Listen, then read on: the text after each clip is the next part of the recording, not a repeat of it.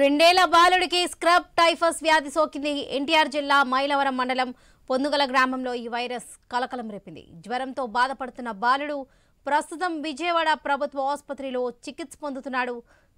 తల్లిదండ్రులు జి కొండూరు మండలం వెంకటాపురం గ్రామంలో ఉంటుండగా ఆ చిన్నారి నానమ్మ తాతయ్య దగ్గర పొందుగలలో ఉంటున్నాడు.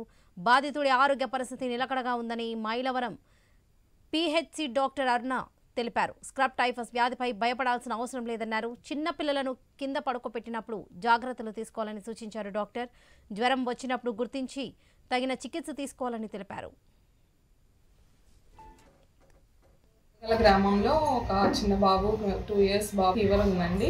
సో వెంటనే వాళ్ళు సిహెచ్సి మైలవరం వెళ్ళారు. అక్కడ ట్రీట్మెంట్ తీసుకుంటూ వాళ్ళు ఇంకొంచెం ఫర్దర్ టెస్టుల కోసం జీజీహెచ్ గవర్నమెంట్ హాస్పిటల్కి పంపించారు. అక్కడ స్క్రబ్ టైఫస్ పాజిటివ్ వచ్చింది బాబుకి. సో మేము వెంటనే మాకు తెలిసింది, మా సిబ్బందితో కలిసి మేము ఇక్కడ వాళ్ళు ఉన్న ఏరియాలో ఫీవర్ సర్వే స్టార్ట్ చేసాము.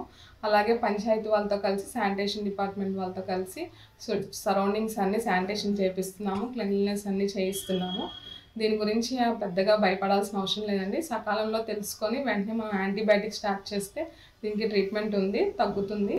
ఏం భయపడాల్సిన అవసరం ఏం లేదు.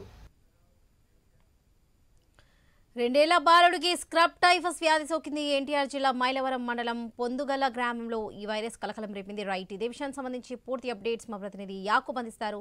యాకూబ్, ఇప్పటికే గుంటూరు అదేవిధంగా నెల్లూరు ప్రాంతంలో ఇప్పటికే ఈ వైరస్ పెద్ద ఎత్తున సోకిన పరిస్థితుల్లో ఎన్టీఆర్ జిల్లాలో కూడా ఈ వ్యాధి 2 ఏళ్ల బాలుడికి సోకిందని చెప్పుకోవచ్చు.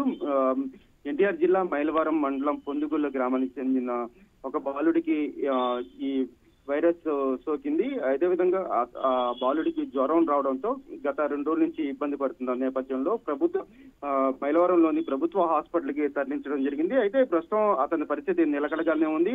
వైద్యుల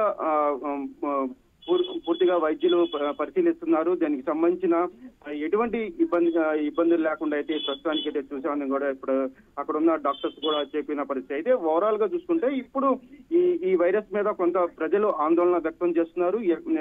పెద్ద ఎత్తున దీని మీద ఒక చర్చ అయితే నడుస్తుంది. అయితే దీనికి సంబంధించి ఇప్పుడు కింద అంటే ఎవరైనా సరే రైతు వారి కానివ్వండి, అదేవిధంగా పల్లెటూరులో కానివ్వండి, కింద పడుకునే టైంలో కొంత జాగ్రత్తలు తీసుకోవాలనేది కూడా డాక్టర్స్ అయితే ఇస్తున్నారు. చిన్న పురుగు లాంటిది, ఈ క్రిమికీటకం లాంటిది ఇది. దానికి సంబంధించి కింద పడుకునే సమయంలో పిల్లలు కొంత జాగ్రత్తలు వహించాలి, పెద్దలు కూడా వహించాలి అని కూడా చెప్తున్నారు. ఈ పరిస్థితుల్లో జ్వరాలతో ఎవరైనా ఇబ్బందులు పడతాయి, పిల్లలు కానివ్వండి అదేవిధంగా పెద్దలు కానీ జ్వరం వచ్చి ఇబ్బందులు పడితే 3 రోజులు దాటితే మటుకు ఖచ్చితంగా బ్లడ్ టెస్టులు చేపించాలి.